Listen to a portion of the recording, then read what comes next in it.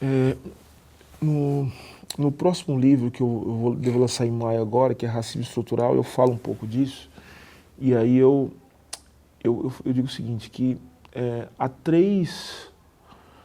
há fundamentalmente três visões, né, ou três concepções sobre o racismo. E note que essas três concepções sobre o racismo, primeiro, o que a gente nota? Elas reconhecem, de alguma maneira, a existência de uma desigualdade racial. O que essas três teorias tentam fazer é demonstrar como essa desigualdade ela surge, como ela se reproduz, como ela se articula. Então, quando você me fala dessa visão sobre o racismo, né, essa primeira visão, ela me remete automaticamente à primeira concepção, que é a concepção liberal, né, ou o que eu chamo de individualista do racismo. A concepção individualista, ela vai tratar o racismo como um fenômeno que acomete aos indivíduos, né? Ou seja, são sujeitos que, que não utilizam a sua racionalidade de maneira plena, ou que são acometidos de uma patologia, enfim. O racismo é sempre um elemento de desvirtuamento comportamental. O racismo é isso, é um problema comportamental. Então, como é que você trata desvios de comportamento, sendo que a regra da sociedade é a racionalidade, portanto não o racismo? Você tem que tratar ou com medicamento, né, internação, enfim, ou então com direito penal. Ou seja, o indivíduo é desviante de alguma maneira. Então, o problema disso, o problema de tratar o racismo como um problema moral, como um problema psicológico, como um problema jurídico, simplesmente, é você tratar o racismo como se fosse um problema meramente individual, diferentemente das outras duas correntes, né? A primeira, a que trata o racismo como um elemento institucional, que também tem as suas insuficiências, uma vez que vai dizer que o racismo é resultado de um mau funcionamento das instituições na hora de formar os sujeitos. Por exemplo, por que tem racismo na USP? Porque não tem ação afirmativa. Você põe ação afirmativa. Aumenta a presença de negros, e é importante que tenha mesmo. Mas qual que é o problema? O problema é que não acaba com o racismo. Né? Porque o racismo, é a terceira visão, é estrutural. Ou seja, o racismo não é um mau funcionamento, ele não é um problema comportamental. O racismo é a normalidade. O racismo é o normal. A sociedade é racista porque uma sociedade, com a nossa história, que se sustenta em torno de desigualdades, o racismo ele funciona tanto como uma ideologia, como uma prática de naturalização das desigualdades. E é sobre elas que a gente tem que agir. Né? E o que exige muito mais força, muito mais energia. Ainda que, como eu repito, as ações afirmativas e também você coibir os atos racistas de natureza individual sejam fundamentais para salvar a vida das pessoas, para não deixar que as pessoas sofram no cotidiano, né, de uma maneira geral, e para também tornar os ambientes, vamos dizer, mais plurais e democráticos. Tudo bem.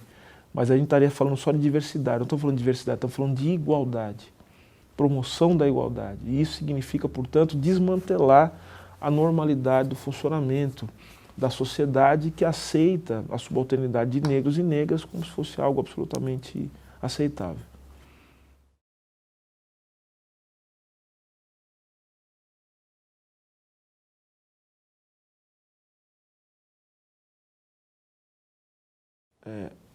As cotas têm um papel muito importante, e principalmente porque é a USP. Né? Explico. Porque eu falei que a desigualdade, não só no Brasil, mas a desigualdade de uma maneira geral, ela se vale de um discurso, o discurso da raça. Né?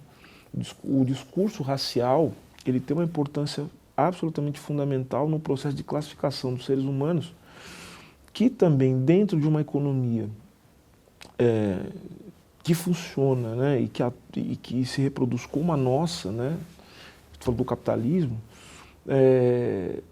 que ao mesmo tempo tem que manter um discurso de igualdade formal, todos são iguais, todos são livres, mas que, embora sejam todos iguais e livres, alguns terão e outros não terão, alguns terão tudo e outros não terão nada, o racismo é um elemento legitimador, né, de toda forma de violência social, desigualdade, de opressões, né, da exploração e das opressões que estão vinculados à exploração.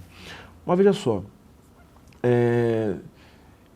então veja que quando você tem ação afirmativa, você acaba, de certa maneira, colocando pessoas negras e negros e negras num espaço social de privilégio muito importante e que, no caso da USP, é um bastião, né, das elites paulistanas, é um bastião, né, enfim, da importância de São Paulo em relação ao resto do país, né? A gente tem que lembrar uma coisa, né? Isso aí está no manual do calor da USP, né? Ou seja, a USP ela foi constituída, está lá, não estou inventando, para que São Paulo pudesse formar as elites que iam se contrapor ao governo de Getúlio Vargas, né? Ou seja, a USP se constituiu contra o resto do Brasil, né? Então a gente não pode esquecer disso, né? Então, nesse ponto, quando você coloca pessoas negras dentro desse espaço, né, a gente um pouco, vamos dizer, a gente bagunça, a gente cria uma certa subversão, né, na supremacia branca, né, e em tudo que São Paulo significa em termos de orgulho, né, da desigualdade, orgulho de ser bandeirante, né? Então, quer dizer, eu acho que, do ponto de vista simbólico, mais do que isso, o simbólico entendido também como a síntese do material, é muito importante. Fora as consequências individuais, né? Eu passei pela USP e sei o quanto isso muda a sua vida, né? Passar pela USP muda a sua trajetória. Então, que outras pessoas possam experimentar isso.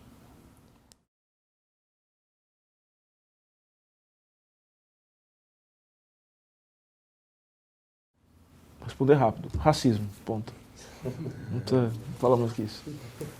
Racismo.